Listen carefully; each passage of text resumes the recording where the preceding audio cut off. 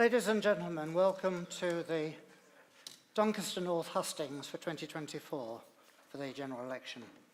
Whether you're here present or this is also going out online, so whether you're online.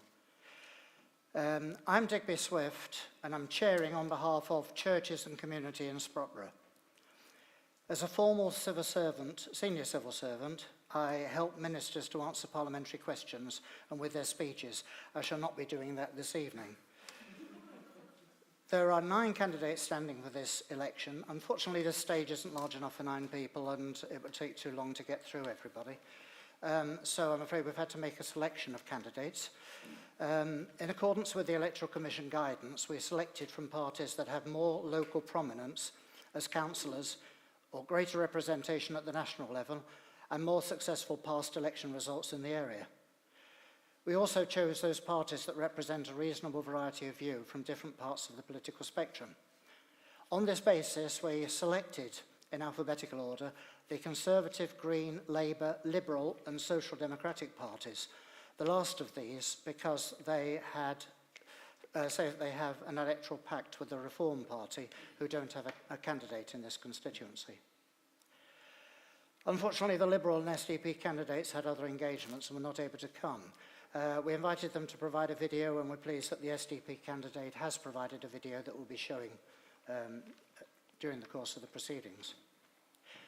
The remaining 4 candidates, representing also in alphabetical order, British Democrats, Party of Women, Trade Unionist and Socialist Coalition, and the Yorkshire Party, are, I hope, all with us today, fortunately.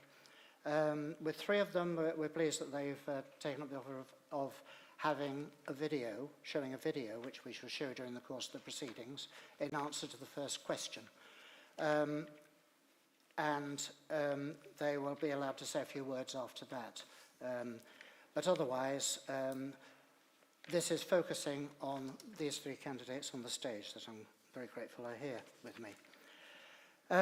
Before I introduce them, I need to make a few announcements.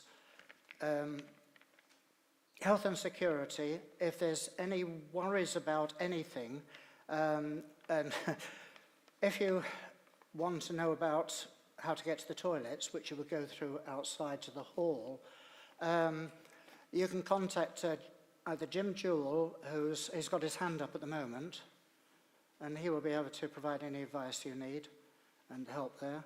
And there are also the ladies at the door.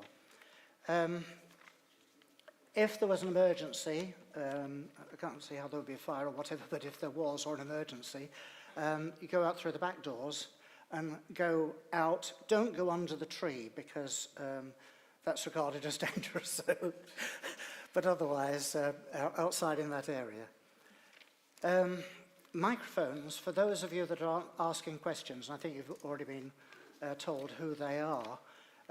I'm lucky I don't have to, I've got this apparatus, but for everybody else, these microphones are, if you have it just a short way down, you can't hear properly. It has to be right against your mouth. So if you're asking a question, or if you're asking a question, we'll invite people after the main questions to follow up on the issues.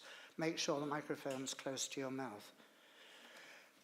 There's to be strictly no photography. The only exceptions are photographs taken with a phone without flash, and if the press wish to take a photograph.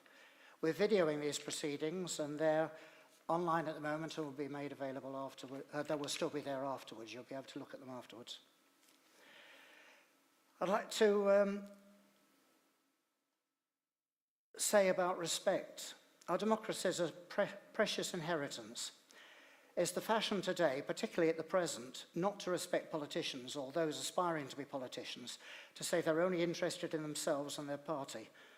We tend to only want to listen to those people whose views we agree with, more so with the algorithms that we have online, and get angry with those people we don't agree with. There are hustings, and it certainly wasn't the case with the last hustings we had here, where people heckle when they don't agree with something to the extent that nobody can hear the people that are talking. That isn't democracy. Since we're in a church, let's remember that Jesus taught us to treat others as we would wish to be treated, even those we see as enemies. and not to call our brother a fool, something I find sometimes difficult to remember myself.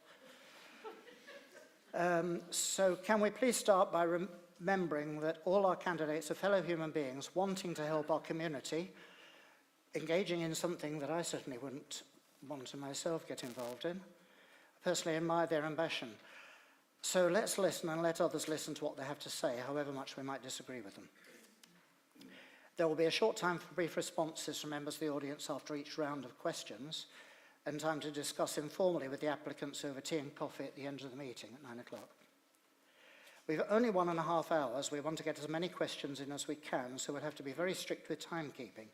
Candidates have been limited to, you've been limited to 2 minutes, and there'll be a clock up on the back wall that will count down the 2 minutes.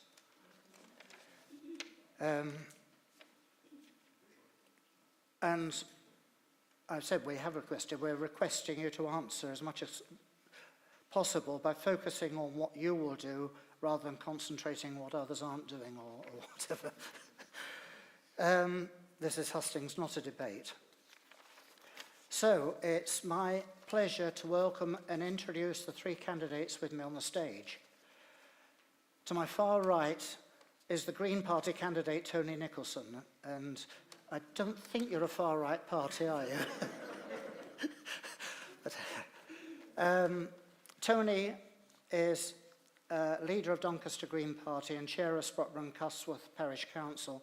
As he tells me, he's a Scorthorpe lad who grew up in a house built on coal. His dad delivered it and he worked at Bentley Pit on the line staff. Tony also has a lifelong passion in playing in bands, singing and writing songs and playing the guitar. Tony remembers around 2015 feeling disillusioned with what he saw as the Labour Party Tory stitch-up and feeling politically homeless. He made his way to a rally where Green Party leader Caroline Lucas was giving a speech. Listening to what she had to say changed his life. Everything connected, and he knew then that this was the only party for him. To my immediate right is the Conservative candidate Glenn Bluff, who I'm sorry that we spelt with 1 N rather than 2, so I hope it looks all right. Glenn Bluff. Glenn is the councillor for Sprotbrough Ward on Doncaster City Council. Glenn was born in Doncaster in 1980, grew up in Thurnscoe and moved to Sprotbrough in 1989, attending Richmond Hill School. He's an IT specialist, so I hope that he'll be available if our system goes down to help us out. He has set up and run a number of businesses, and like me, for 20 years he took advantage as a commuter of Doncaster's brilliant rail connection with London. And I guess you probably do a fair bit of that as well. To my left is the Labour candidate Ed Miliband. Ed has been MP for Doncaster North since 2005. He was leader of the Labour Party from 2010 to 2015 and is currently the Shadow Secretary of State for Climate Change and Net Zero. He was instrumental in the Doncaster Creates, partnering with the National Theatre, Royal Ballet and Book of Prize. I remember particularly when some of the Royal Ballet came here at the cast. That was great. He is heavily involved with the charity Zero Gravity, helping young people in Doncaster into university. So those are our team, our panel. Can we have a welcoming round of applause, please?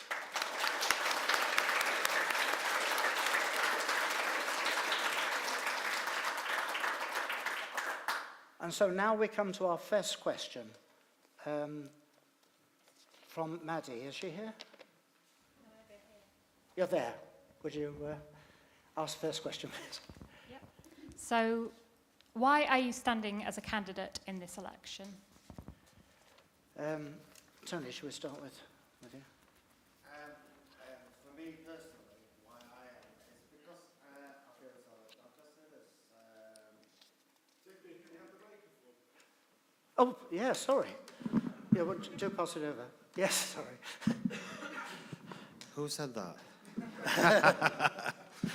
Thank you, Kevin.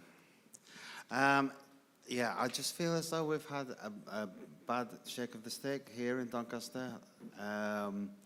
It just feels as though no matter what happens at national level or at local level, It just feels as though the town's going in the wrong direction. And what I want to do is I want to give another voice, take it into Parliament, speak up for our area, and say why we should be bringing, I hate to use, but it's the Green New Deal, and it's like bringing new industries, get opportunities for people here, and seeing it as a chance for people to be able to,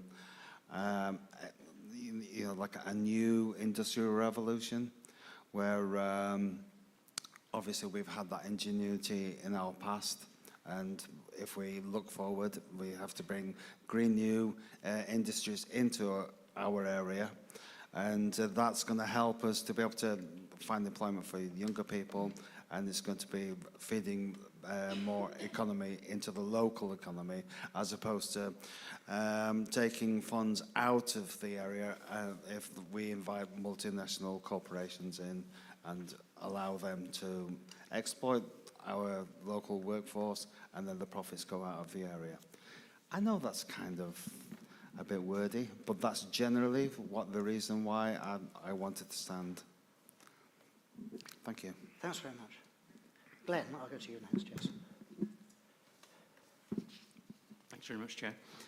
So it is a good question. I'm standing for this election because I believe the people of Doncaster need representation that actually represent them. Someone who's from the area, who lives here, who wants to stand up for what they want. 72% of the population voted for Brexit. We don't have an MP who represents those views. I do. The silent majority want tougher immigration measures. They want Brexit to work. They want sensible approach to climate change. And they want local services to work as well. So you can have a look at the candidate list to realise that the people of Doncaster clearly don't feel they're represented. We've got 9 candidates on there. And I want to hold the 2 mayors that we have, the Mayor of Doncaster and the South Yorkshire Mayor, to account, to make sure that we get change in places like Mexborough, in Stainforth, and everywhere in between, to make sure that we get the bypass for Hickleton and Mar that we so surely need. And I simply ask that we look at these measures and we hold the 2 mayors to account. That's really what I want to do. Thank you. Ed. Thanks very much. Digby, thank you so much for chairing this event. Thank you to the audience for coming along. I'm standing in this election because our community desperately needs change, and it desperately needs a Labour government, and I want to be part of this. I wasn't born in this community. I came here for the first time in 2005. It is an incredible community. And since in that time, I've worked incredibly hard to help people in this area. So in the last year alone, as a result of surgery cases, I've helped 1,100 people, more than 2,000 with policy queries. But here is the truth for this audience, which is a lot of the time I can't help people. Because when people come to me and they say, there are no police in this area, when people come to me, as a lady did today, and says, I've waited 6 months for an NHS appointment, when people say, I'm having to go to a food bank because of the cost of living crisis, the truth is for the last 14 years, we've had a national government that doesn't care about those issues, that has wrecked our NHS, that has decimated our communities, that has given us the worst cost of living crisis in generations. And the question for this election is whether we do something about that. And you know, one story that sticks in my mind is this.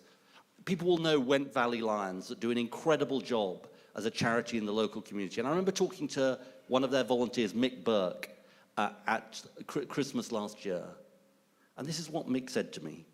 With tears in his eyes, he said, look, I was born in the 1960s in this community. I went through the miners' strike.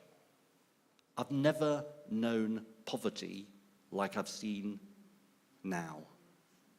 We should be ashamed, ladies and gentlemen, that that is the situation. We should be ashamed as a country. And the question for this election, and this is your opportunity, is do we carry on as we are, or do we do something about it? And start investing in the NHS, in schools, in policing, in tackling the cost of living crisis. That's what I'm standing for in this election. Thank you.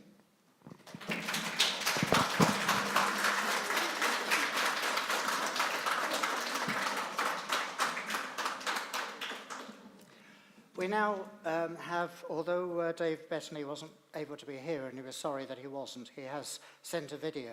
So can we see the video now, please? Hi, my name's David Bettany and I'm a candidate for the Social Democratic Party. The reason I got involved in politics was about 5 years ago I realised that Britain was broken and politics were broken. After my military career, I worked about 15 years, a lot of it outside the UK, and looking back in, I can see we're extremely poorly led, and most MPs are either doing it for ideological reasons or for career reasons. Nobody's actually doing it for the love of our county or the love of our country. So I looked around for a political party. The Social Democratic Party had just relaunched under William Clugston. It said all the right things, it was doing all the right things, and what was more important was building from grassroots upwards. So I got involved with it. I'm somebody that really wants to make a difference to our area. I'm not somebody who's just a career politician parachuted into an area to collect votes and then after the job's finished just return back to London or wherever else. I was born and bred here and I want to use all my skills that I've learned across my life to lift everybody's life up in South Yorkshire and especially in Doncaster. Thank you. Now for our next question. Is Mary Macmillan here? Yes, can you? My question is... Hang on a moment, get a microphone.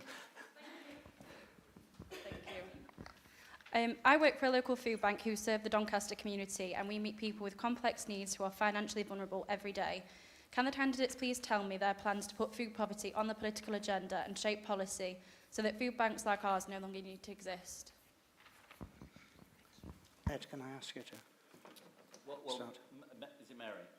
Mary, first of all, thank you for the job you do at the food bank and the job that indeed people across this community do at food banks. I think, as I indicated in my opening, it shames us that as one of the richest countries in the world, food banks are necessary, that they are necessary. What can we do about it? What do I offer? Look, the first thing we've got to do is we've got to make work pay more than it does at the moment, because lots of the people going to food banks are people who are working.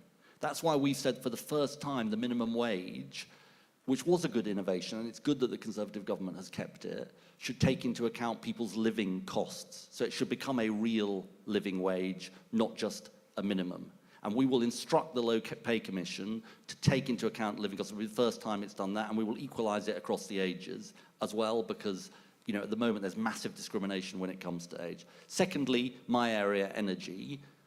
The truth is we've gone through, and people are still going through, an appalling cost of living crisis, and that affects people on benefits, people who are working, it affects the whole community, actually. And the reason for that, and this is really interesting in the sort of net zero context, the reason for that is because we are so dependent on fossil fuels. And so what happened was when Putin invaded Ukraine, prices went up and we got hit and we were left exposed. And so the drive for Great British Energy, renewable power, is all about bringing those bills down, bringing energy security to people. So first, we've got to deal with work. Secondly, energy bills. Thirdly, and I think this is really terrible, the benefit system has got to stop treating people like criminals. Because we have a benefit system that has, lots of the people, and you will know better than me, lots of the people who are in food banks are there because the benefit system isn't working, because there are these gaps in terms of them getting the benefits they're entitled to.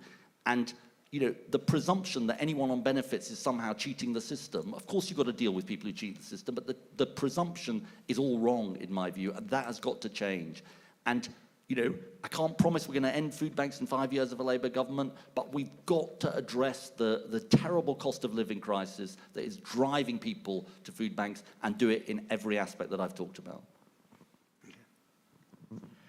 I'll pass this right across there. Can we have, the clock's not working. Or won't it work? Shall I time them? After these three, yes, sir. Yeah. Can I go on? Yes, please go ahead. Thank you for the question, and really thank you for everything that you do. Absolutely essential. In 2010, my band, we did a series of dates in New York.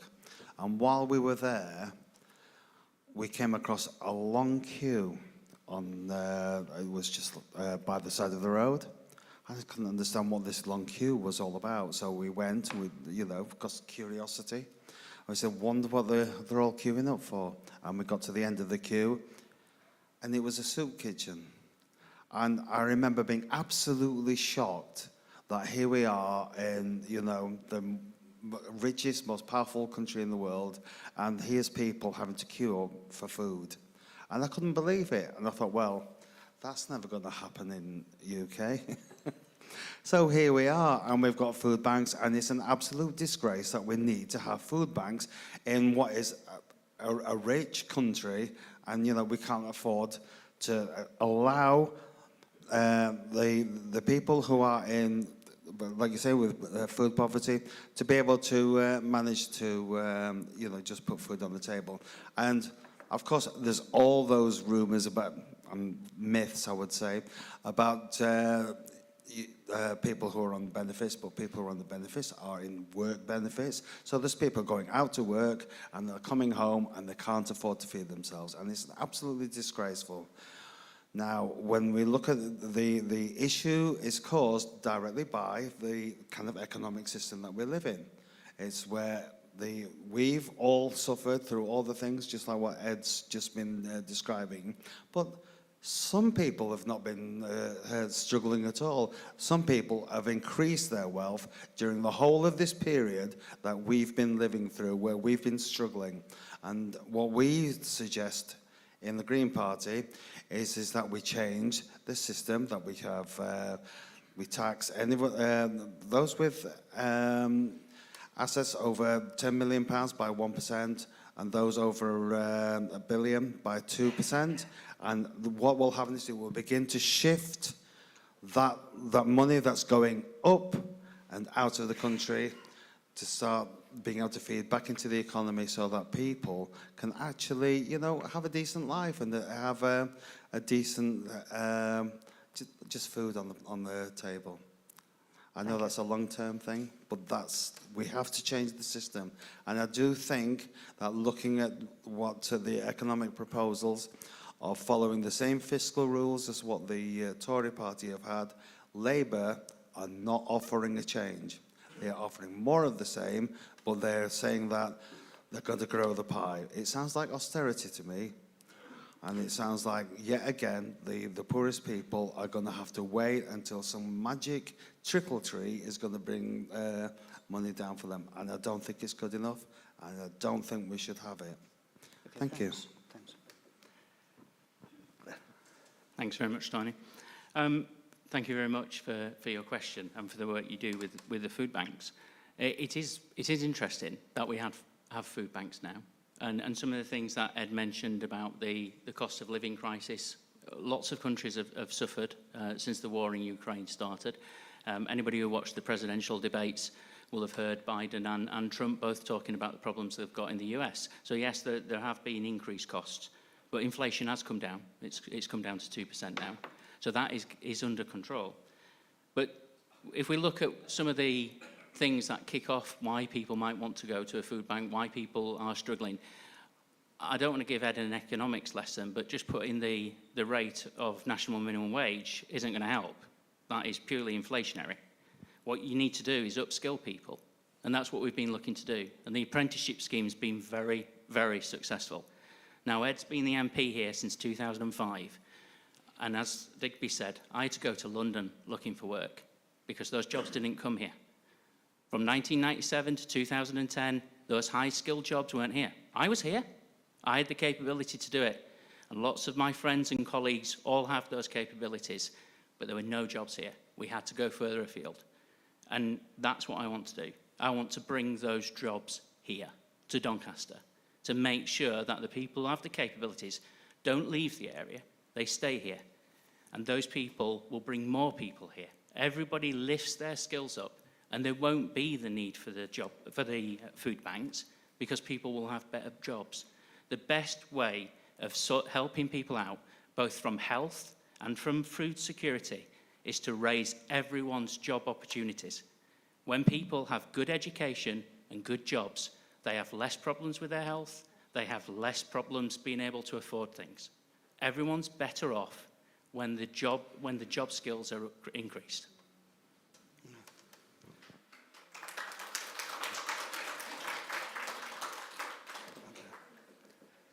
Okay, we have an opportunity now for up to two people from the floor who would like to respond to a particular candidate, what a particular candidate has said about this subject.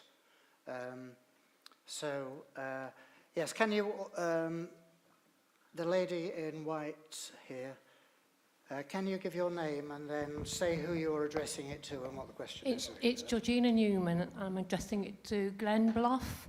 You've had 14 years to sort all that out, and you've done nothing about it. That's all. Glenn.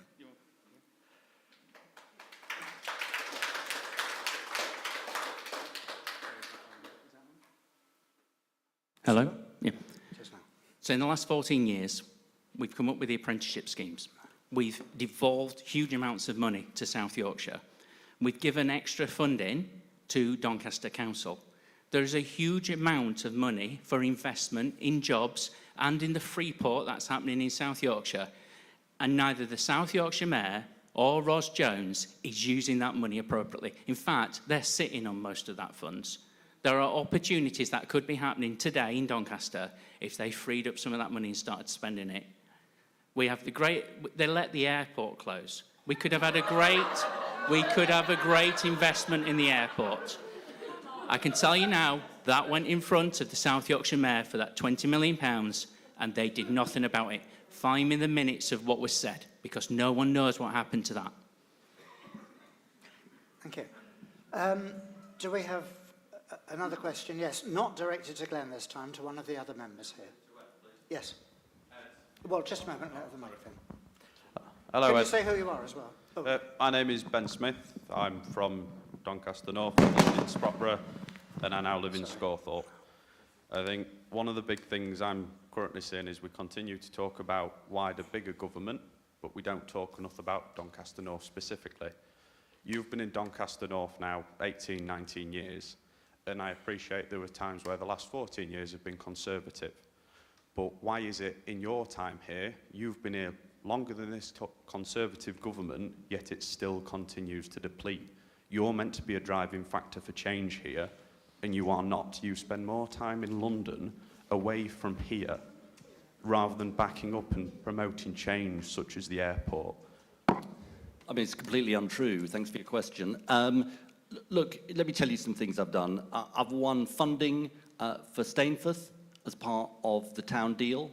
I've won funding for Mexborough as part of the Levelling Up funds, and indeed Broadsworth Miners Welfare, which I've fought to save. It's interesting, the Conservative MP did not win his Levelling Up bid, Nick Fletcher. He did not win his Levelling Up bid. I have fought and won money for flood protection in Fishlake and Bentley. I've been fighting for bus services in Asken and indeed a new train station in Asken. But look, there's just a truth here, which is, Glenn says that Glenn says that there's more money around. It's just factually untrue. I mean, the Doncaster Council has had 50% of its money cut. And look, I just present there's a choice there's a choice in this hustings for the audience. This is what Glenn said on the 21st of January 2024. In generations to come, people won't be talking about austerity because they'll realize that it was needed at this time. Now look, you just have to make a choice in this election, ladies and gentlemen. Do you think austerity is what we need, or do you not think it's what we need? I think austerity has been a disaster for Doncaster. I think it's been a disaster for people. I think it's been a disaster for our public services. I think it's been a disaster for this community. If you want more austerity, you can indeed vote for Glenn, because that's what he wants more of. If you want change, I suggest you vote for a Labour government.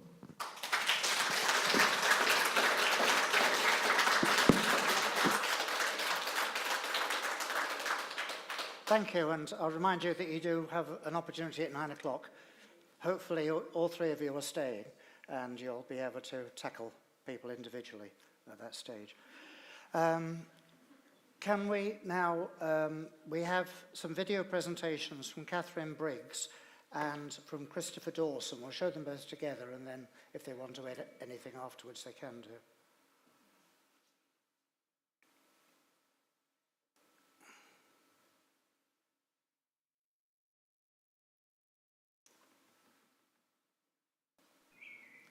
Hello, my name's Catherine Briggs, and I'm proud to be standing as the candidate for Party of Women in Doncaster North. I'm a wife, a mother, a grandmother, and a woman. I'm standing for Party of Women because I believe passionately that women are entitled to single-sex spaces. Men who identify as women are demanding and being given access to women's toilets, changing rooms, domestic abuse and rape crisis centres, hospital wards and prisons. I believe that vulnerable women who are in need of care due to old age or serious illness should be entitled to ask for a female carer and should not be forced to accept intimate care from a man dressed as a woman. I believe that women should not be subjected to being body searched by male police officers who identify as women. I'm standing for Party of Women because I believe that girls and women should not have to compete in women's sports against boys and men who are bigger, faster and stronger than women can ever be. I'm standing for Party of Women because I believe that children should not be indoctrinated in schools by activist teachers into believing that boys can become girls and vice versa. I believe children should be left alone to be children and should not be taught gender ideology at 5 years old. I believe children should not be given puberty blockers and cross-sex hormones when they are not even old enough to vote. The main parties, as evidenced by their manifestos, will not protect women and children from this nonsense. I'm standing for Party of Women because someone has to stand up for the rights of women, your grandmothers, mothers, daughters, sisters, wives and girlfriends, and for the protection of our children. I hope you stand with me.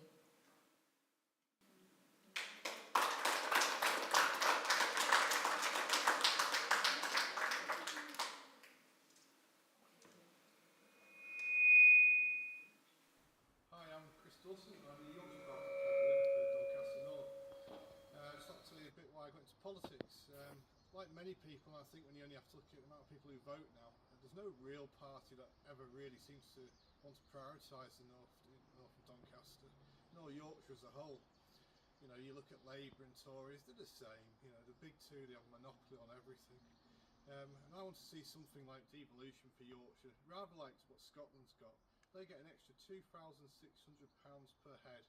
You know, what do we get in the north? We've been given the scraps off the plate of Westminster.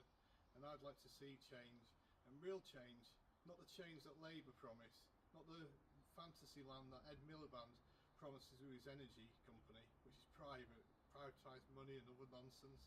We need to see real change that empowers people, gives people a choice in Yorkshire.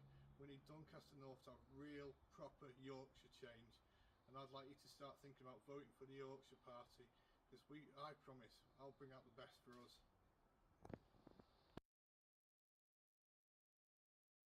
Did you want to say anything more or leave it at that? Yes, please, Chair, if you wouldn't mind. Yeah. Thank you. Hello, everybody. That was a little bit loud, wasn't it? I'd just like to introduce you to Party of Women. It's a brand new party that was only formed in February of this year. Already we have 16 candidates standing throughout England, so we're very happy about the way that's going. I hope we'll have a lot more candidates come the next general election. I was asked on the way in if we are an anti-trans party. The answer to that is no, we're not. We're a pro-women party. We're pro-children. We're pro-safeguarding children and making sure that they're protected. So thank you for listening to me. I'd just like to say, all of you have women I'm sure that you love. Let's all stand together and make sure that women's rights aren't erased. And Party of Women is the only party of all the main parties that will make sure that women's rights are preserved as they are. Thanks for listening to me. Good night, everybody. Thank you. Chris Dawson, is Chris Dawson here? Is Christopher Dawson here? No. Okay. We'll carry straight on then. Sorry? I'd rather you did that at the end, if you could, in the coffee. She'll be here, I think, over coffee at 9 o'clock. I'd rather go straight on to the next question, which was Hannah Cope, is it? No, it's James Church. Oh, it's James Church, okay. James Church.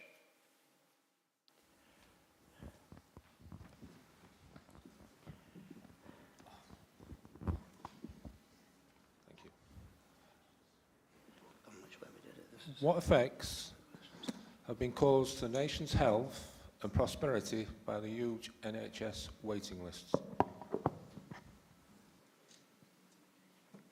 Did you get that okay?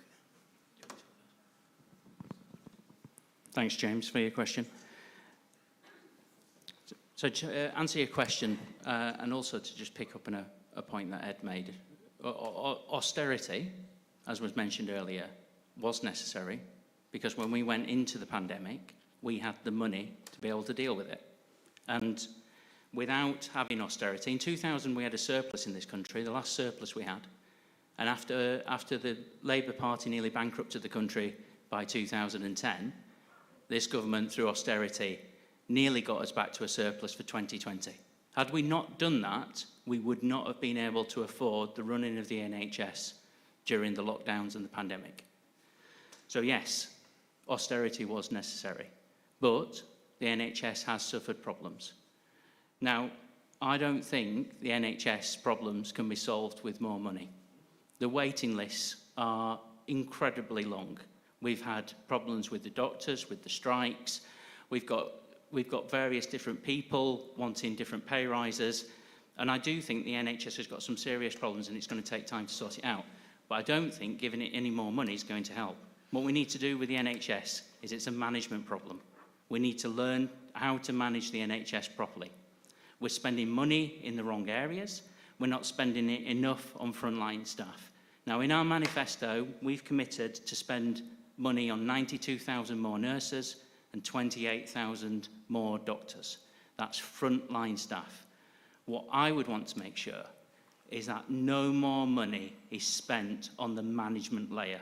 We need to remove the management layer and get more of the frontline staff into the NHS so we can get those waiting lists down.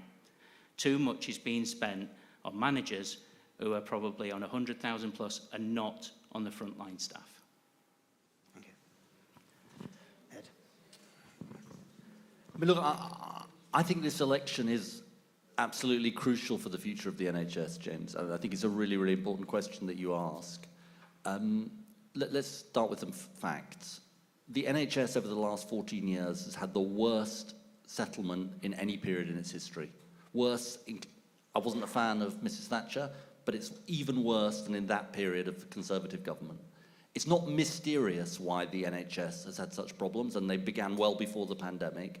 It's because it is a massively underfunded service. Now, I happen to think that the NHS is the best institution in our country. I think it is the proudest institution in our country. When we left office in 2010, NHS satisfaction rates were the highest they had ever been in this country, and now they are the lowest they've ever been. That is the crisis that this Conservative government has inflicted on our National Health Service, and we have to start turning it around. Now, of course, all services can be reformed. Personally, I think you need more investment in primary care, because that keeps people out of hospital, and I think primary care can really grow in the years ahead.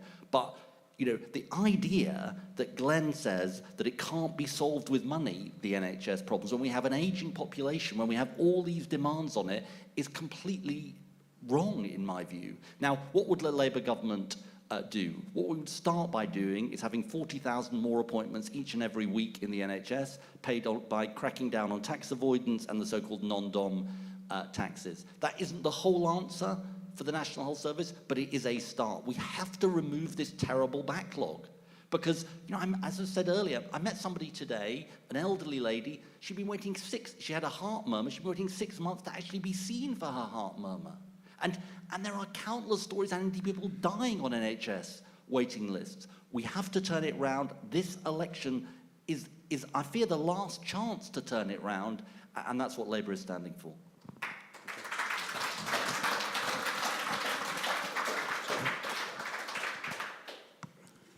Thank you. Thank you for your question. Is it James? Yep. The problems with the NHS are really deep, and the reason for the ever-expanding waiting lists.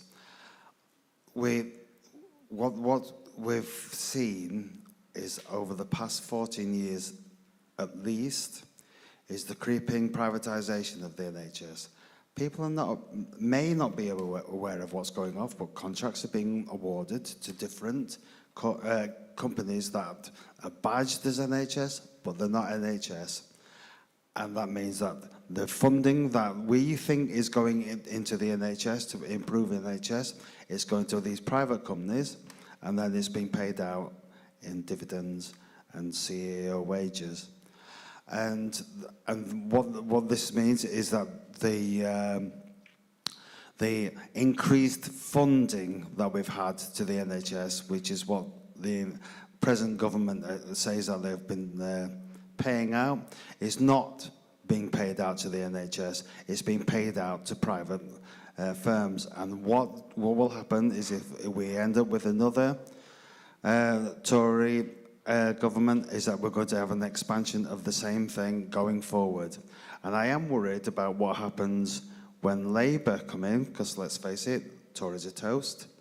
But when Labour become the next government, is that what West Streeting is talking about is using private spare capacity to take up the slack within the NHS. And I don't know where this spare capacity is coming from, because all the people that are working within health service and they're working for private companies are actually NHS workforce who are actually, because they're poorly paid, having to do this extra work. I've run out of time. Thank you. Thanks. Do we have, would somebody like to speak from the floor to one of the candidates, perhaps at the back there? Glenn, it's a question to you. In your response there, you spoke about COVID. Whilst we were not allowed to be near his loved ones, your government were having a party in 10 Downing Street rather than working out how we're going to come out of the COVID crisis. You also, when you first opened your speech, you talked about making sure that there's the right amount of wages that are for local people. What about the local people that work in the NHS that you've just said that because of the strikes, because you won't negotiate with them, is causing us problems? Why haven't you put pressure on your party to get round the table to negotiate?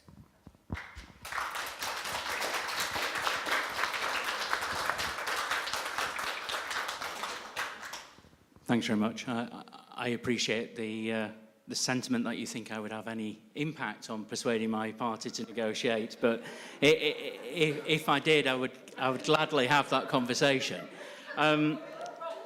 But no, I do. Sorry? I'm not an MP. Yeah. So to answer your question, sorry, the first part of your question. What was the first part? Sorry? Well, I'm the Conservative Party. Did you not notice the badge? Right. So I do appreciate the question. I think it's important that we pay doctors and nurses appropriately. And I think it's good that we should be paying them the market rate. I have absolutely no problems with that. To Ed's point about things can be solved with money, no, they can't. What is the point in just throwing money at it all the time, right? The money has to be spent properly, right? There is so much waste in the NHS, right? We all know it. We've been to the hospital. We see it ourselves. You can go and ask a nurse or a doctor. They'll tell you about all the management staff who aren't doing very much, right? It's easy to go and find the waste, but nothing's been done about it. Any fool can go and spend some more money and someone else's money, because it's your money they're spending, it's taxpayers' money. Any fool can go and do that. What I'm saying is somebody should roll up the sleeves, get stuck into the NHS, find out what's really wrong with it and go and solve it. And it's not just by chucking more money at it.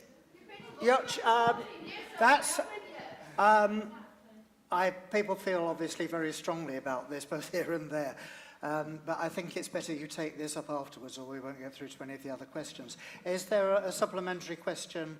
Is it to one of the other candidates? It's to all the candidates. Well, do you want to address it to Tony then? Yes, because it's about the NHS. Tony, do you want to? Oh, sorry. He's addressing it to all of us, but if you'd like to, yeah. I'd just like to ask why it is, if the NHS is so wonderful, that no other country in the world adopts the model of trying to support its health service purely through taxation. The most admired health service in Europe is the French one, and that has some form of contribution. Others have compulsory health insurance. If it's logical to have your car insured and your house insured, surely it's logical to have your life insured and your health.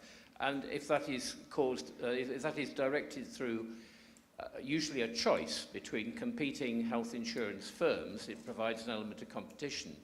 I'd also like to point out that the first person to introduce privatisation was a Mr. Tony Blair, and that when I was serving on the health committee of Bradford Council, an elderly Labour councillor said he'd never seen such a shambolic organisation as that introduced by Blair, which allowed GPs to have weekends and nights off, and therefore inflicted on the NHS the cost of providing locum cover.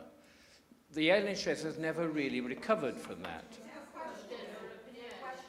The question, therefore, is which of the candidates is prepared to say that the NHS model is not working, that it is broken, and that we need to radically rethink it? I think the Conservative candidate came closest to that by saying we've got too much management and not enough workers. But perhaps the other candidates would like to offer other solutions. I think the best way then would be to quickly, if you want to start off, Tony, but just very shortly say, do you agree with what he's said or not? And then... We are a different demographic to like France or any of the other countries. The way our economic system works and everything, it's just a completely different system. But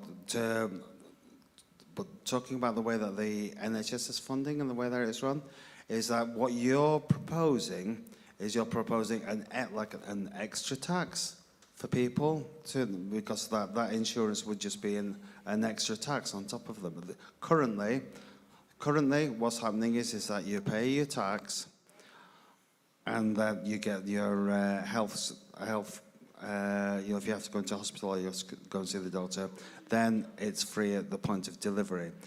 Okay.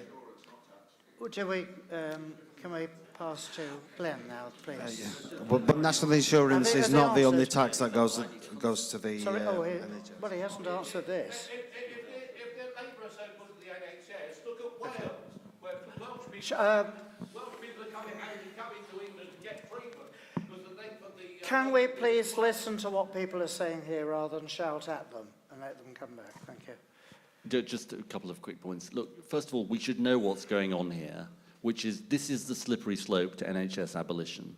It's what some parties in this election are already proposing. They want to tell you, ladies and gentlemen, that it can't work, that no money can't solve it, and that is the route to an American-style insurance system, where the people who can afford it get good health care and everybody else doesn't.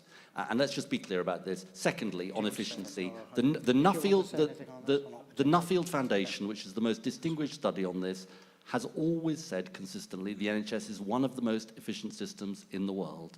It is a single-payer system, and we do have an insurance system with the NHS. We pay our insurance through taxation. It is a fair way of doing it, and I think people should just be honest in this debate. If they want to abolish the NHS, they should just come out and say it. Personally, I think it is, as I said, the greatest institution we have, and we must protect it, and we must actually rebuild it. Last thing I just want to say, Digby, if I may, we mustn't ignore the first part of this gentleman's question and what happened during COVID, because it was a disgrace what happened during COVID, the parties. Now, only 7 or 8 MPs voted to say that to clear Boris Johnson of what he did during those times. One of those MPs is Nick Fletcher in Doncaster. I think it is shameful that we have a Doncaster MP who, while people were dying in Doncaster and Boris Johnson was partying, And he, out of only seven or eight Conservative MPs, voted to clear him. I think it says it all about the Doncaster Conservative Party.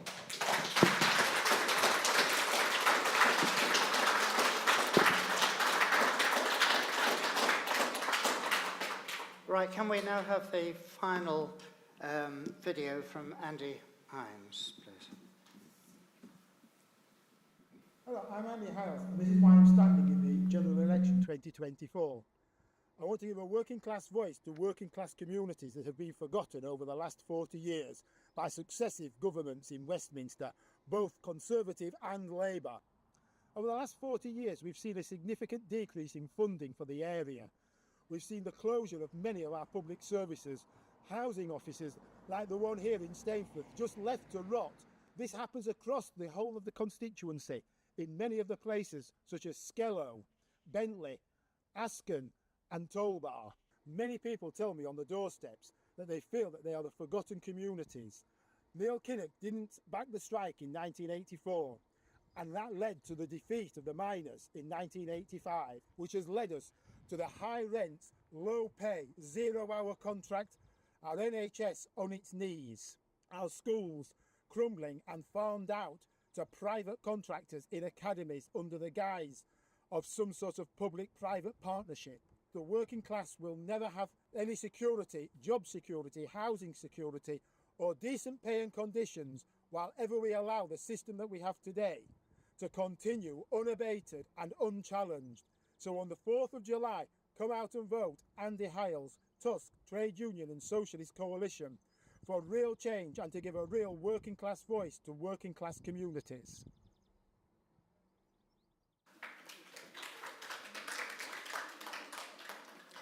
Right, is Tommy Shaw here with our next question?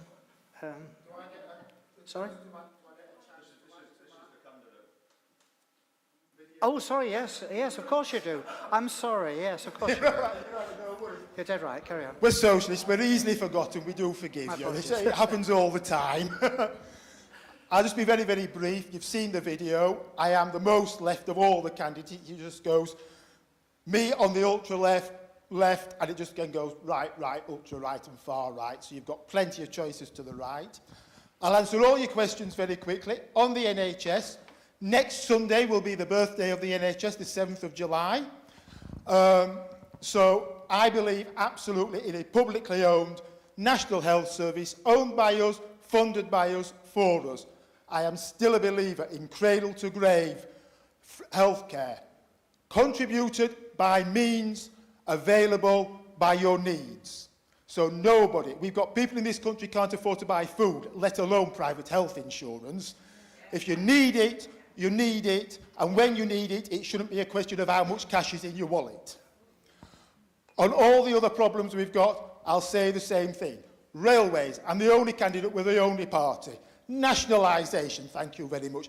They were public assets, stolen, sold off for the profit of people in the Tory party and their shareholder friends. It was ours, we want it back. Water, they're just pumping our sewage untreated into the rivers. The answer, nationalisation and forget the shareholders. You've ruined our environment, so we'll charge you for the putting of it right. And we'll surcharge you. And I could just go on. I think you get the message, people. So I won't waste any more of your time. And I'm well up to speed for the miners in tonight on your pensions. So don't worry about that. I've had a few arguments with people in the Labour Party over that one. Ed, are you giving him the 8 million back that you took out? That's fine. Thank you very much. I'm sorry I didn't say it. No, it's mad. That's all right.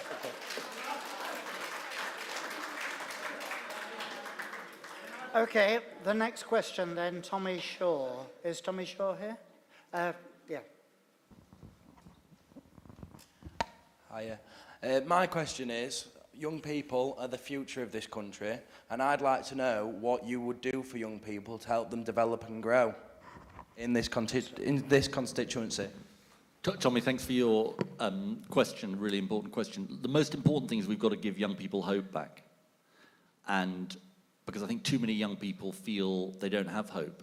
They don't have hope of a better future in our country. And there are some specific things that Labour would do if we win the general election. First of all, we need more teachers in our schools.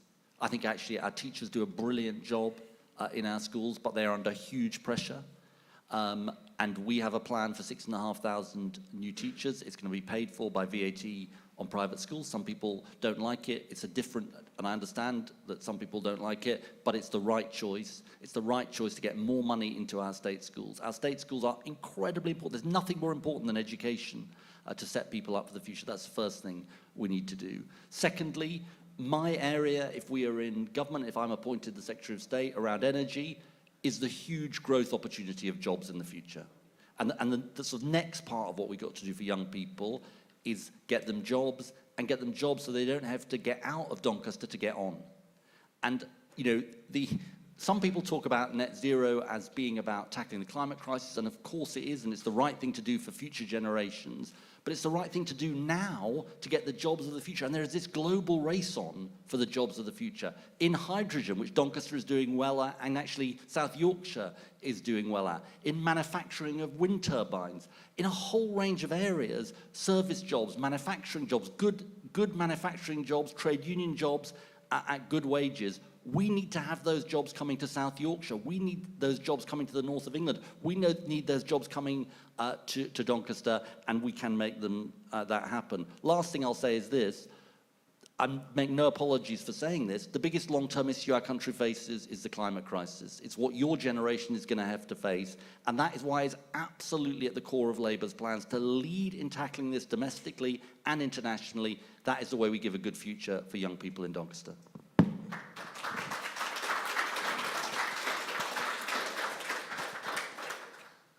Thanks very much for your question. And yes, I am one of those young people who 20 years ago did get up and go and try and get a job in London because the jobs weren't here. So I know what that's like. But I came back here, I've brought up my family here, and my children have then left school and looked for employment.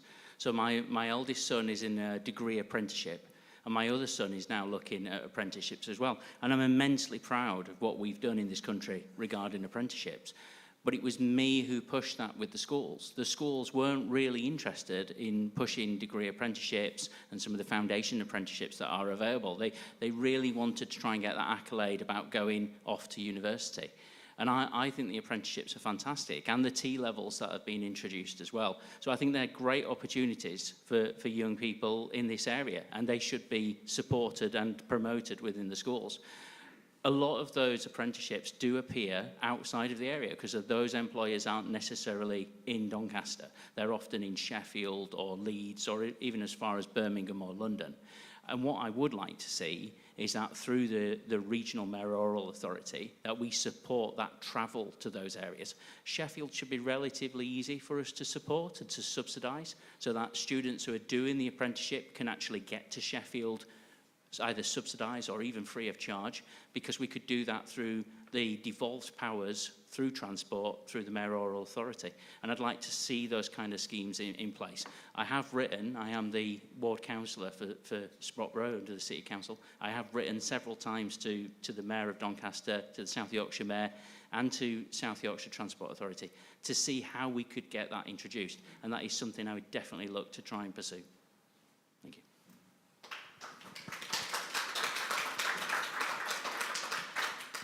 Okay, thank you for your question. The issues with education, and it should be about inspiring a love of learning and ensuring that every young person can feel as though they can reach their potential. And I just think that too many children are failing to reach that and failing to thrive. And the reason why is that education is just treated as though it's like some kind of political football. And therefore what happens is that different systems are being introduced, and it's made so that it's very difficult to operate within the education system. I don't think that teachers are given a fair shake of the stick. That what happens is that the teachers are blamed for a lot of the problems that are in society when they have to deal with a lot of the issues that that society throws up. It's a very difficult job, and I don't think that they get the sort of pay that they should have. And I think that we should fund a pay uplift for teachers to aid retention, because we don't want any more teachers to be leaving the profession and then leaving us in a place where currently what's happening is just that we're getting the devaluing of the teachers with a degree, and that quality of education going down to children. We also need to support higher education students with the restoration of grants, because when I left school, if you had the ability and that you got the necessary qualifications, it was seen as something great for society, would benefit society if you went further on to further education, and therefore then you were able to realize your potential and then you will be employed. And but now what's happening is we're charging people for that. We're making people pay an absolute fortune. And so school leavers are, once they've finished their higher education, they're ending up where they've got what's like a mortgage. And I just think that those kinds of things we need to end. Thank you.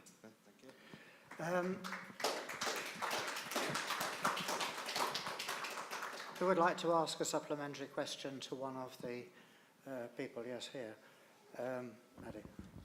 Hello, my name's Sarah. I'm a teacher in the local area. Who are you addressing, by the way? Everyone, if that is okay, roughly. It was touched on a little bit by both Ed and Tony on the end. I'm a teacher. I've been a teacher since 2017, so only taught under current government. You've spoke a little bit about bringing in new teachers, and yes, I do think it's needed. But there's teachers in the education system at the minute that are absolutely trying their hardest to give our young people the best education that they deserve and that they're entitled to. My question is, what are you going to do to support your teachers in this local area that are trying their best by their children and encourage them to stay in the profession and continue that work? Thank you. I mean, look, Sarah, I think just again, thank you for the work you do, and I think you do one of the most important jobs in the whole country, teaching our young people. You would know better than me what the answers are, but here's my observations. I think partly the reason why I say these new teachers are important is because the pressures of understaffing in schools are absolutely massive, and that puts massive strain on existing teachers. I think secondly, the way that Ofsted works is just wrong. I think the single word assessment, I mean, we know there's been tragedy in relation to the single word assessment, and, I don't think a single word assessment is a way to, imagine if MPs had single word assessments. I don't think the single word, well, maybe we do get that on the doorstep, but I don't think a single word assessment is the way that, I think that whole nature where it feels like, and I've known this talking to head teachers, the Ofsted coming to your school is like, you don't think you're going to be fairly judged. And I think that has got to change. I think for what it's worth, I also feel like we have devalued the government has devalued over the last 14 years subjects in the creative sector, drama, art, design, technology. And the terrible irony of this is it's one of our best export industries, the creative industries. And not just that, it also has a massive impact on kids being able to learn in other areas if their kind of creative abilities are kind of unleashed in those areas. So look, there's some of the things we do. I think the last thing I'd say is, there aren't easy solutions on the questions of pay and so on, but I just think the sense that teachers are valued, not demeaned and denigrated, is that's what countries like Finland do. They elevate their teachers, they celebrate their teachers, not denigrate them. Do you want to say something? Do you want to say something? It won't surprise you to find, by the way, thank you for everything that you do. I mean, really do value your work, and I know that it's really difficult, because I have been a teaching assistant. I've seen it, I've seen how hard it is, and I've seen how professional and brilliant teachers are. So, I just wanted to let you know that. Couldn't tell you how, because you're at the literally at the coalface, and it's your experience. But I do think, just like what Ed's saying, You should feel supported. I do think that we have this really terrible testing system. I think that, you know, at primary and secondary, you know, there's just too much testing that's going on. There's all that kind of pressure. And Ofsted, personally, I think it should be scrapped. I don't, you know, because the kind of pressure that it puts on the school, and I've been in the school when they've been Ofsteded, and I know what the teachers have gone through, and it's hell. And, you know, and do they need that? No, they don't. So, personally, I don't think that we should have Ofsted, just scrap the whole system. And allow professional teachers to get on with the job. Thank you. Thanks very much. Did you say primary? Yes. Yeah, right, okay. Then you must be a hero in my eyes, because that is not a job I would like to do, nor many people that I know. So thank you very much for doing that. It's probably the only time tonight you're going to get a bit of consensus on here, because I'm a professional auditor as well, and I've been a school governor. I don't like the approach by Ofsted either. I have one or two issues with how they do it, and I would like to see it reviewed. I don't know how Ofsted approach it. Through my work at doing that, and also being a counsellor, I also have serious issues with how schools are supported in terms of infrastructure. So the kind of worries and concerns that a lot of schools have, even down to just heating their school, is a real worry for me. And I'm sure there must be a better system in which we could help schools just be able to run the infrastructure. So outside of the party politics of this, that is definitely something I would want to look at in future. Thank you. Okay, I think rather than a second one on this, I was going to go on to the next question. So is Kevin Rogers here? Thanks, Chair. And to address the elephant in the room, England 1-2-1 at the end.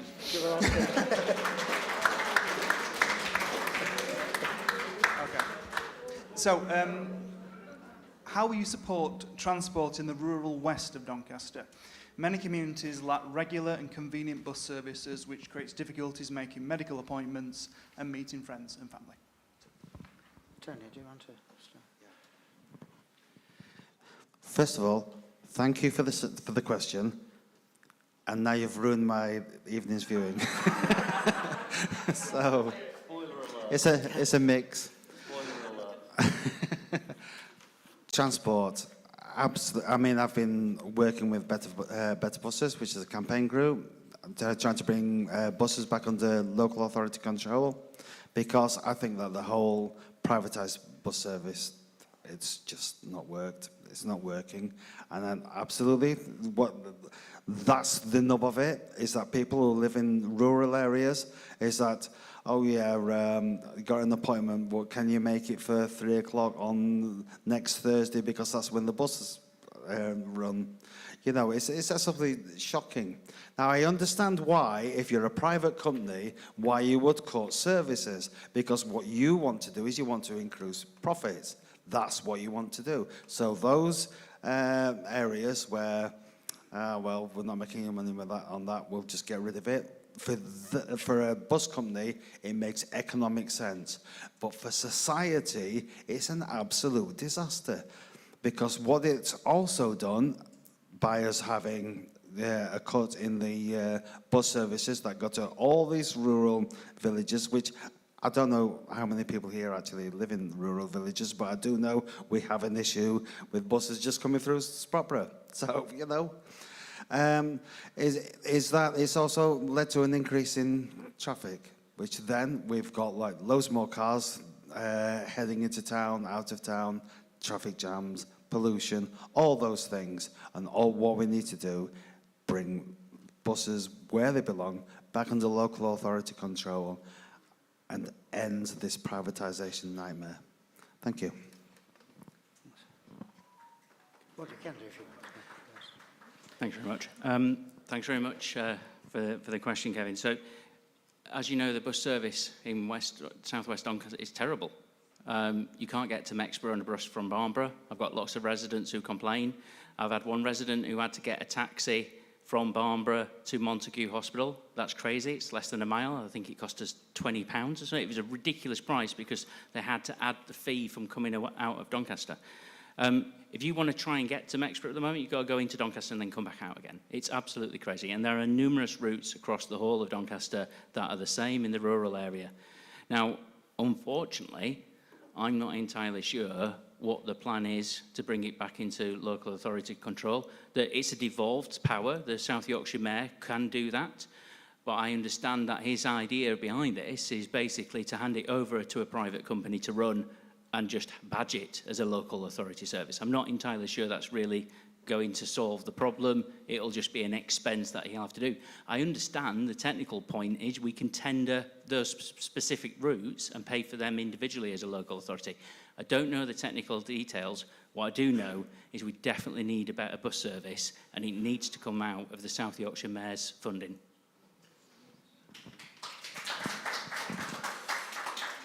I think of all the issues we're going to discuss tonight, Kevin, this is the sort of least talked about and most important. You know, when we think about how much we talk about train services, and train services are important, don't get me wrong, but how little national politics focuses on this absolutely vital service for people right across the country, and also how bad these services are, and how much they have declined in the last 15 years. Now, Glenn said he doesn't quite understand what the answer is. Let me explain what the answer is. At the moment, we have a system which is where the private companies have the power. They decide what routes they run. They decide if they're profitable. There can be some subsidy. Now, we have that throughout the country, except in one place we don't have that. Because when Mrs. Thatcher privatised the bus industry, she left franchising in place in London. Surprise, surprise, in London, where you have local authority control over the routes, the services, the fares, it's a much better service. But it's not just London. We now have it in Manchester, Greater Manchester, where Andy Burnham is doing it. What are we going to do if we get into government? We're going to make it much easier for mayors to take back control of their bus services. Because at the moment, and I've talked to Andy about this, it took him, I think, 5 years to actually go through all the legal hoops with the companies taking him to court to actually get back control of the bus services. So the answer is make it much easier for mayors to have that control, end the ridiculous ban on municipal bus companies, because at the moment, believe it or not, by law, you're not allowed as a mayor to run your own bus company. That is the law that you're not allowed to do it. Get rid of that ridiculous law. And that is at least a start in getting the bus services that people want and indeed deserve.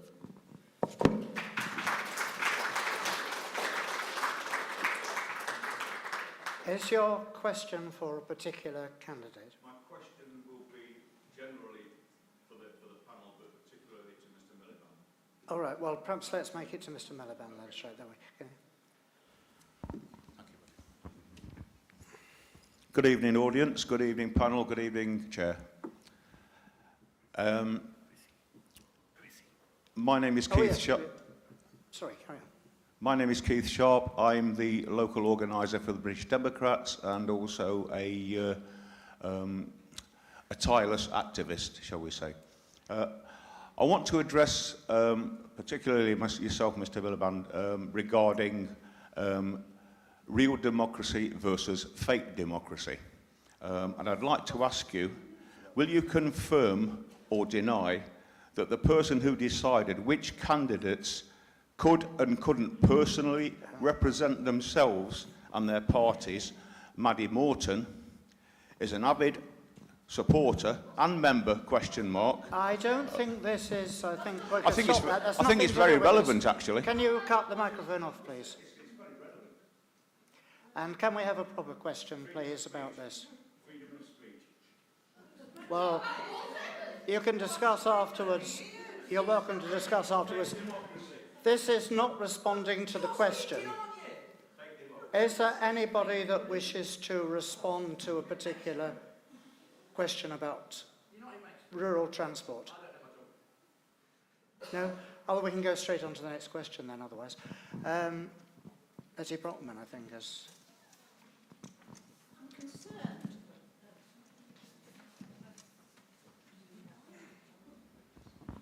I accept that there are many problems that arise, but which is more important? To vote for an individual or to vote for the party? Would you like to start? I mean, look,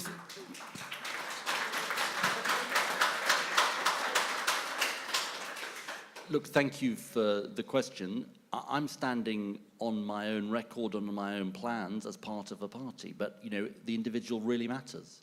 And you need an MP who is going to really work hard for the area, which I try and do, who cares about the area. But I think, in a way, the most important test in the individual is, do they chime with your understanding of the needs of an area? And I think that's the question at this election. You see, I think you've heard from me this evening about where I think Doncaster is and what I think people in Doncaster need. And I really fear for so many people. As I've gone around on the doorstep in this election, I'll be honest with you, I sort of fear for our community and for people, depending on the outcome of this election. Because people have a level of desperation and actually, let's be honest, disbelief that anyone can turn the problems of the country around. I sometimes feel in this election it's not just a contest between parties, it's a contest of whether people believe that anyone can sort out the problems. So the question I would ask you to ask yourself is this person going to work hard for the community? And when I hear them talk about the problems and what the community needs, does it speak to my understanding of the needs of this community? I think we need more investment in our community, in the NHS, in our schools, in policing. I think we've got to address the cost of living crisis that so many people are facing. And if I'm re-elected as the MP, I will work incredibly hard for this area and carry on working incredibly hard for this community. But I can also have to be honest with you, unless we have a Labour government as part of that, it's going to make it much, much harder to make change happen. So the individual matters, who's in government and in their party matters, and I think, you know, this has got to be a moment of change for our country.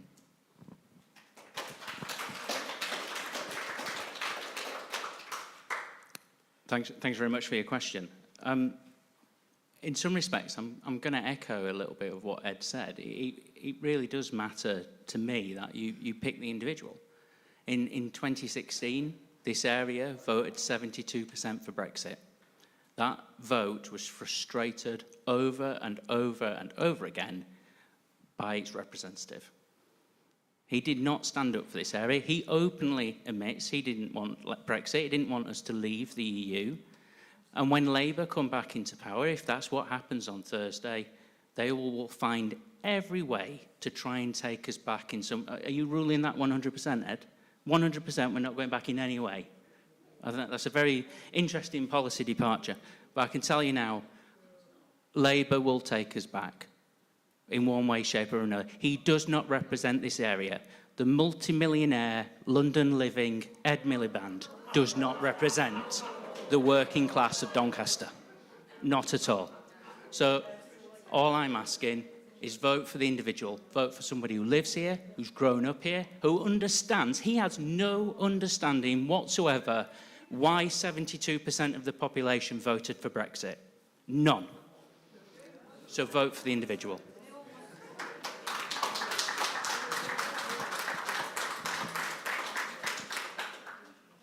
Okay, thank you for your question. Really good question. It's opened a bit of a debate, which I didn't expect to see. Personally, I think that if you check out manifestos and the parties that are responsible, that should be just a guideline that gives you a feeling of the direction that that person believes in and the things that they want, and then look at the individual.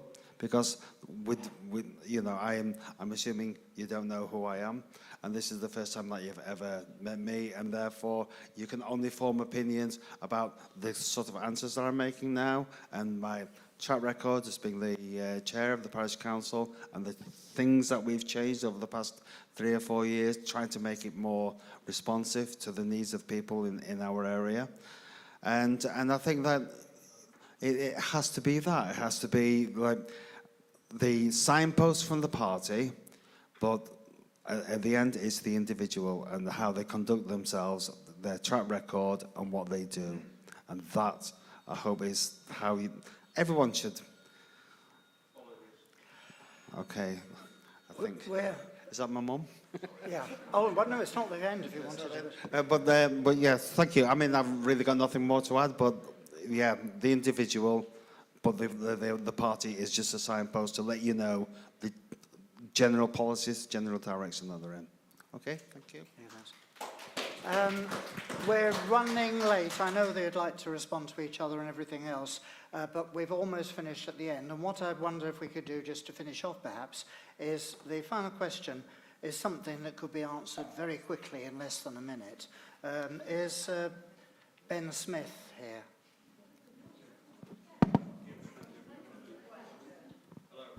My question is to each of you, what is your top priority for Doncaster? No. Whew, well, there's just so much. Others have to like, choose from. I'll just pick one. I think that our town centre has really suffered, it's really degraded. I think the whole thing, what's happened with the wool market, is that it's not a market, it's a food hall. And that what's happened is that what used to be a fantastic market town, it doesn't feel like a market town anymore. And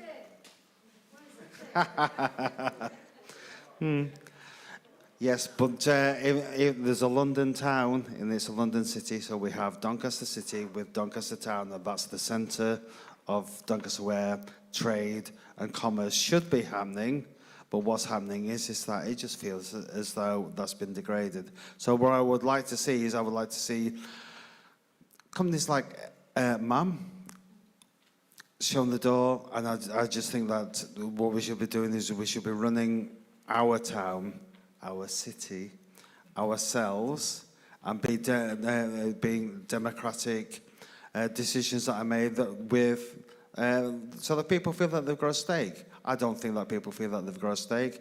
I just want to add in, there's a town over in Lancashire, it's called Preston, and they had a system where they reintroduced local the economy, where local small businesses were helped to be able to get contracts, working because the contracts were made small enough for them to actually tender effectively. So it was taken out of the hands of like large corporations because they were just too small for them to apply. And that meant that schools and hospitals and all those things, then what happened is that small independent companies were able to just supply them. They prospered, they paid into the local economy, they employed people locally, and everyone prospered. And Preston is a shining beacon of what we should be like. Thank you.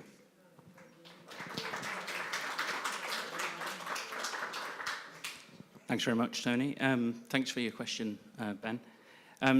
Very much echoing what Tony's just said about supporting the towns across the constituency. There's been some great levelling up funding and towns deal money being given to this area, and it needs to be spent appropriately and properly. We've got fantastic work happening in Stainforth on the shop fronts there. They've been given grants to improve their shop fronts, £10,000 per shop. We've got a lovely new front there. We've got money going out for Mexborough as well. Regenerating the towns and Doncaster Town Centre, City Centre, sorry, Leanne, is a major priority. A lot of people will have noticed I've been going to the town centre, city centre, quite a lot recently. I've had a look at the market there. I've met all the stallholders. I've met all the stallholders over at Mexborough as well. And the one thing that they're all telling me is they need the footfall. They need all the homeless people who are laying around all over the place, out of the marketplace, tidy it up. They just need simple things like the maintenance and the clearing being done there. The maintenance and the cleaning needs to happen. The floors aren't getting cleaned, so it all needs improving. And we need to bring up these town centres up to scratch so that people are attracted to going there. And it also is about the bus service, so we get the footfall going in. It needs bringing up to scratch. And MAM have issued a proposal document recently, a presentation to the council for the 8th of July. And in there, they're kind of indicating they don't want Mexborough Market anymore. So I kind of agree, you won't hear this from many Tories, but I think we should bring it back into local authority control. I think it's about time we brought the markets back. Thank you. I just want to take an opportunity to respond to what Glenn said about me earlier on. It's fine for him to attack me. I do want to say to you, Glenn, because one of the judgments that our voters are going to have to make is questions of integrity and judgment. And I take deep objection to the fact that this morning you attacked my wife on Facebook. I think there's absolutely no justification for this.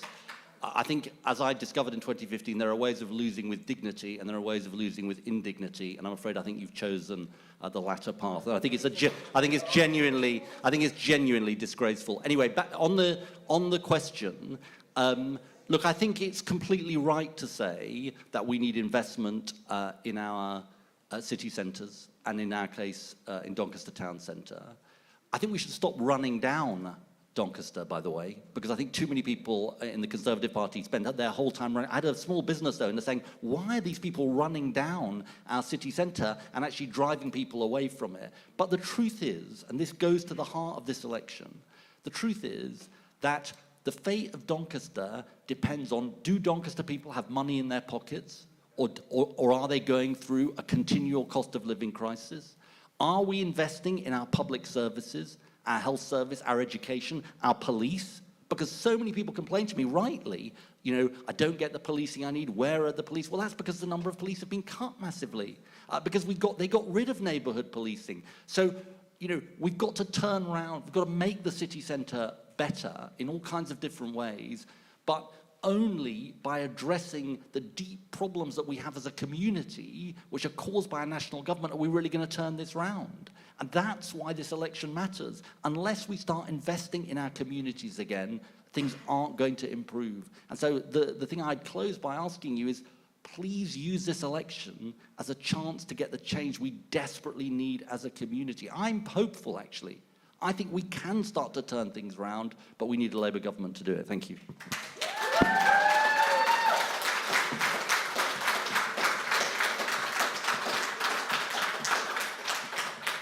I'm afraid that time has now run out.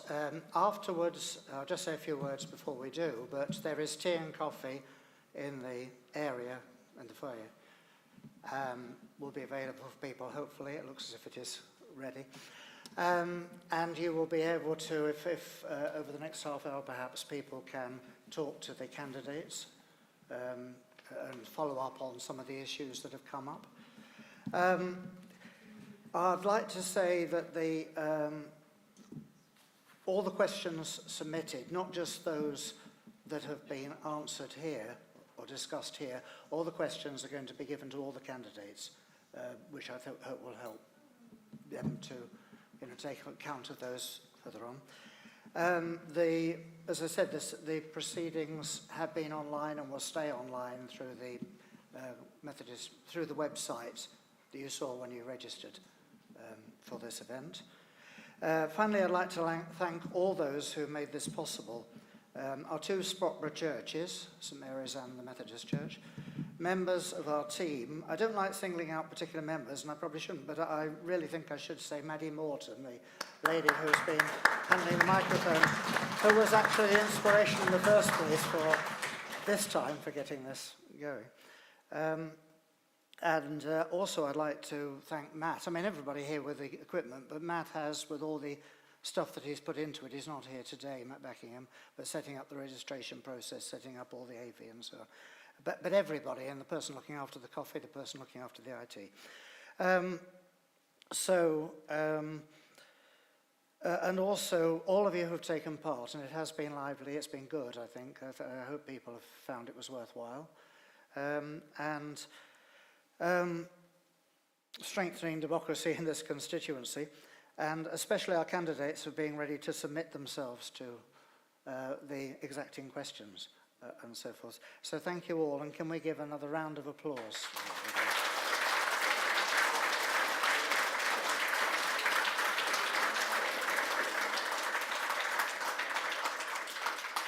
So the meeting's over. Welcome to your tea and coffee outside. Thank you. Thanks so much.